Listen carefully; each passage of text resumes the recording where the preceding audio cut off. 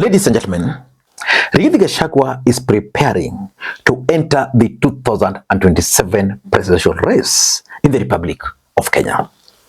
That move by Rigathi Gachagua, in my view, is significant politically speaking. And I want us to look at two things. The first thing I want to look at is the strategy. What is motivating Rigathi Gachagua to run for the presidency? And number two, why the bid, Rigathi Gachagua's presidential bid, is actually bad news to Edwin Sifuna and also bad news to Stephen Kalonzo Musyoka. Before I do that, in case you're watching this channel for the first time, take a second or two, click the subscribe button. Ladies and gentlemen, let me begin this video by asking you a question.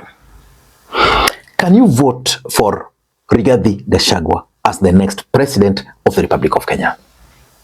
I want to read your comments below, because for me, I strongly believe that if elections were held today and we have 3 or 4 serious presidential candidates in Kenya, Rigathi Gachagua has the potential of either becoming number 1 or number 2.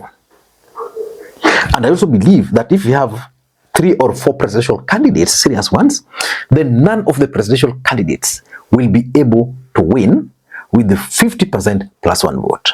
And that's why one of Rigathi Gachagua's closest ally, Senator John Methu, was very clear that they cannot support someone with 3 million votes, because for them, they have 5 million votes.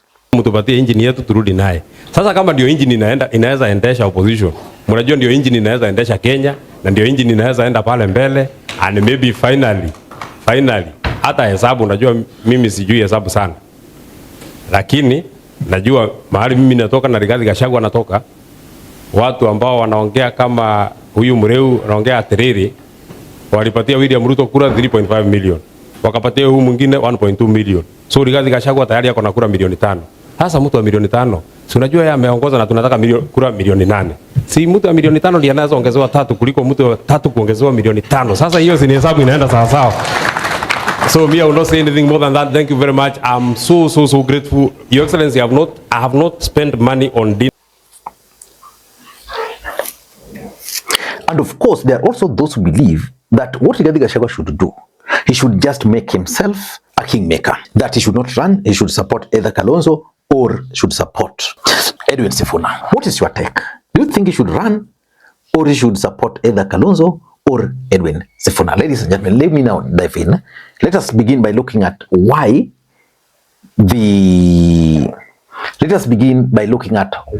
or the strategy behind the move. Number 1 is what I call the Mount Kenya numbers. Politics is simple. Politics is a game of numbers. If you have numbers today, you can easily win. That's why in these are tribal arrangements. If you go to the villages, there are certain areas which have never produced an MP and MCS based on the numbers. Clan numbers, they might not have those numbers. But the truth of the matter is that if you look at Mount Kenya, they have the numbers. We are talking of 5 million votes clean from Mount Kenya. You can't run away from that. Now, with the 5 million votes, how do you then decide to support someone else? And because of these 5 million votes, these guys believe 100%. Because of the 5 million votes, they believe that Rigathi can make a strong bid. It can either be number 1 or number 2. That's number 1. Number 2, the urge to become the new Raila Odinga. If there's one thing which is giving Rigathi Gachagua serious political headache, is his impeachment. Rigathi Gachagua believes, and of course, even me I believe, that if Rigathi Gachagua had his own party, he would not have been impeached. But William Ruto was very clever, and Rigathi learned his lesson. So Rigathi now wants to become the new Raila this way. You run for the presidency. Even if you don't win, you ensure you consolidate your region, you clear it. So you have the numbers. Then these numbers, especially the numbers from Mount Kenya, the next president will have to negotiate with them. So whether Ruto will be re-elected, he will have to negotiate with Mount Kenya. If Rigathi Gachagua can consolidate Mount Kenya into 1 vote. Even if Sifuna himself want to win today, he will have to negotiate with Mount Kenya because of numbers.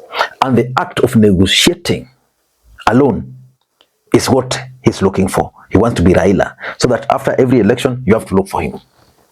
Then he will become very powerful, because if, for example, the president has to look for you to negotiate, you'll become very, very powerful. So Rigathi has one dream of becoming the next Raila Odinga. You are there, you are not the president, but you have the numbers. If anyone wants anything, it has to pass through you. Number 3 is what I call the Ruto dilemma. President Ruto is in a situation where if the opposition unites, he loses. That's it. If the opposition is divided, he wins. And he cannot even get the 50% plus 1 vote. So William Ruto is having one prayer, that the opposition must be divided. And the opposition must also produce serious presidential candidates. So if Sifuna will be running, Kalonzo will be running, Makwiny will be running, Ruto will be running, Rigathi will be running. Those are 5 guys. If both of them will be running, the end result is that none of them will achieve the 50% plus 1 vote. And because they won't be able to achieve the 50% plus 1 vote, what that's going to mean is simple. A rerun.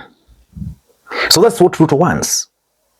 And Rigathi Gachagua is actually biting that bait. He's running without knowing that he's actually playing into the game plan of the president. Right? So Ruto dilemma is forcing Rigathi to run because he's seeing opportunity. In fact, wherever Rigathi is, he believes that he can defeat Ruto. If you ask any Rigathi Gachagua supporter, let me ask, can Rigathi Gachagua defeat Ruto? His supporters will convince you he can. And that dilemma is what is forcing him to run. And of course, there's also the politics of betrayal. We know what happened to Raila with Kibaki. We know what happened to Ruto with Rigathi. So it's impossible to avoid political betrayals, because in politics you have only 2 things: the interest and the betrayal. So Rigathi doesn't want a situation where he will be betrayed. So he wants his party first. And how can he make that party to be dominant? He must run. His supporters are insisting. His allies are insisting.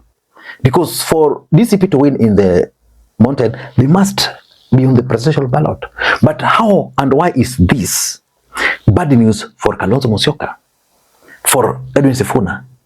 Number 1, the one-term movement or the one-term dream is invalid. If Rigathi runs, I can assure you Kalonzo will also be on the ballot. Either Makwiny or Sifuna, one of them will also be on the ballot. And that's going to be dangerous, because I've seen people say that it's a bad strategy for the opposition to front a single candidate in the first round. That it would be good for them to front several candidates, then they meet at the rerun. I can assure you, after the election, anybody who is going to be defeated would feel that they've been shortchanged, that they've been betrayed. And because they believe that they've been betrayed, they will not be willing to support someone else. Kalonzo will not support Rigathi because he will feel he has been betrayed. Of course, even if you look at it from that perspective, Ruto has the money, so he can purchase all these guys. Because in politics, everybody has a price. That's the reality. Number 2, the political parties' funds. Most of these people, Kalonzo, Sifuna, even if they don't become presidents, the truth is, with a good political party, with the numbers, they can become very powerful. They can get money, which will then be able to sustain them. Let's take the case of Sifuna. Assuming Sifuna will be on the ballot, then he doesn't make it as a president. Then Rigathi is also running. Then Rigathi gets a good number of MPs. So it means Sifuna will get MPs from where? Nairobi will go with Rigathi. But if Rigathi is not running and Sifuna is the candidate, then they will support Sifuna.